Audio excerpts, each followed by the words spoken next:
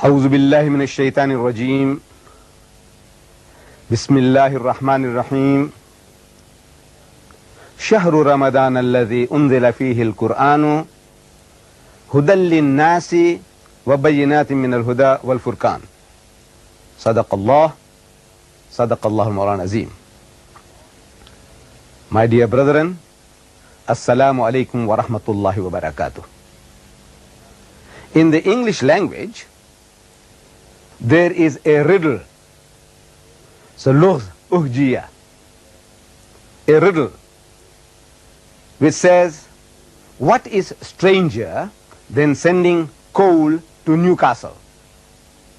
Newcastle is a city in England where coal is mined, and it would be a strange thing for people to export coal to Newcastle.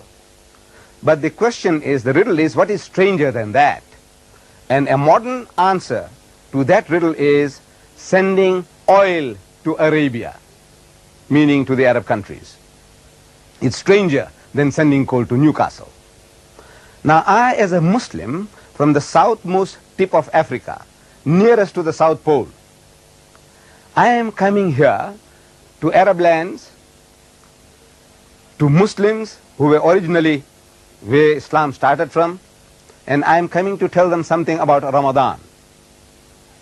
And in telling them so, I have quoted a verse from the Holy Quran, from Surah Al-Baqarah, that is chapter 2, verse 185. For the non-Muslims watching this program, how can they have access to such a verse? The first method is that you ask any Muslim, and if he tells you about a surah meaning chapter, and he says Baqarah, in this volume which was presented to me by the Presidency of Islamic Courts and Affairs in your city of Doha, Qatar, in this volume of a translation of the Holy Quran, if you open the index, right at the back end of this volume is an index. Under B you will find Baqarah, and if you look up, Baqarah means chapter 2. So you open chapter 2, you get to verse 185, and you will get this verse about Ramadan, the month of fasting. It says, Shahru Ramadan alladhi unzila fihi al-Quran. Ramadan is the month in which the Quran was revealed.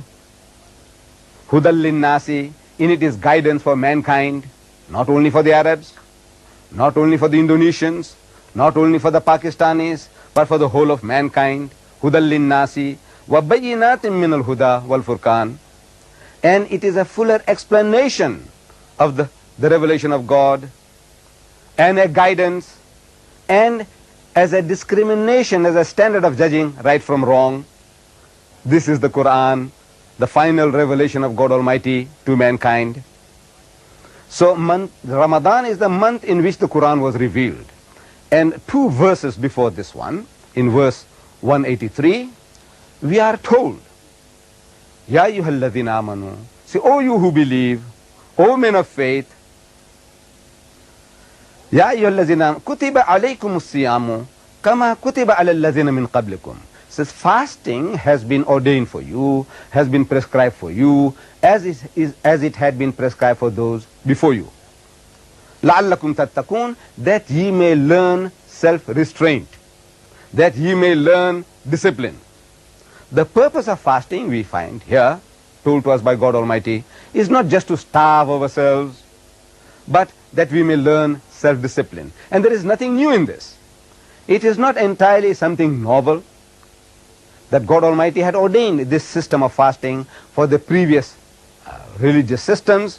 In Judaism, the religion as taught by Moses, fasting was prescribed. In the religion as preached by Jesus Christ, Hazrat Isa alayhi salam, fasting was prescribed.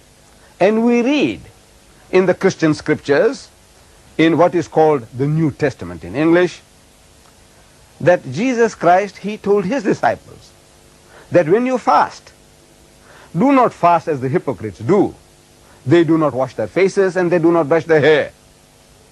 But when you fast, you must wash your face and brush your hair. of a happy countenance that nobody knows that you are fasting, because you're fasting for the love of God. So in Islam, this is one of the major principles, pillars of Islam. And the Muslim, he looks forward to this holy month of Ramadan. And the Ramadan of the Muslim, the holy month of fasting, is counted according to a lunar calendar. We in the West, people in the West, we have a Gregorian solar calendar based on the movement of the sun, 365 and a quarter day a year, and another 365 and a quarter, and another 365 and a quarter, and at the fourth turn of the earth around the sun, they add a day, which means they have a lunar, they have add what is called, in February, they add an extra day. Now, in Islam, Allah Bari Ta'ala, God in His mercy, what He has done is that by giving us a lunar calendar for working out our days and our counting for our religious festivals, it has made it possible for mankind to have a fair chance of experiencing all the seasons of the year. For example, that if it was a solar calendar, then in the West, for example in England, which is a Western country, north of the southern of the equator, in that if Ramadan was around Christmas time, in December, like they say the birth of Jesus Christ was in December, they have a white Christmas, means always it is midwinter. In our case, if Ramadan was to come, instead of December, we say Ramadan, then every year, year in and year out, it would have been a midwinter for fasting, and people in the south of the equator, it would have been in midsummer, like in my country, South Africa, we would be having midsummer throughout our experience, and the Western man would be having midwinter throughout his experience, and fasting in winter and fasting in summer are not equal. There is a vast difference between these two. Fasting in summer is no doubt more strenuous, it is more tiring, more trying than fasting in winter. Then in winter, in the West, they have very, very long days and very, very short nights. Then we have very, very long days and very short days in winter and very, very long nights. So in other words, it would be very unfair, very unjust to work on a system of that nature. Allah subhanahu wa ta'ala, God Almighty, in His wisdom, in His mercy, He has given us this lunar calendar for working out this holy month of Ramadan. And we Muslims, we fast from before sunrise to sunset. Before dawn, we can have a little breakfast, and the whole day from morning, from sunrise up to sunset, not even a sip of water, no smoking, no sniffing, and other normal relationship which might exist between, let's say, the husband and the wife. Even those relationships of satisfying your sexual needs are forbidden. And it is a great discipline. And the only witness to this system of fasting is God Almighty Himself. And we are told in the books of Hadith that Allah Bari Ta'ala, He Himself will reward the faithful, the one who has fasted from his own presence. Because the Muslim has done this for the love of God only. And nobody is a witness to this, because in the privacy of one's own home, from the cool refrigerator, he can take out water and he can drink. Who is a witness to that? Nobody except Allah. So with the fear of Allah, the love of Allah, this makes the Muslim to obey this pillar of Islam. Wa akhir dawana alhamdulillahi rabbil alameen.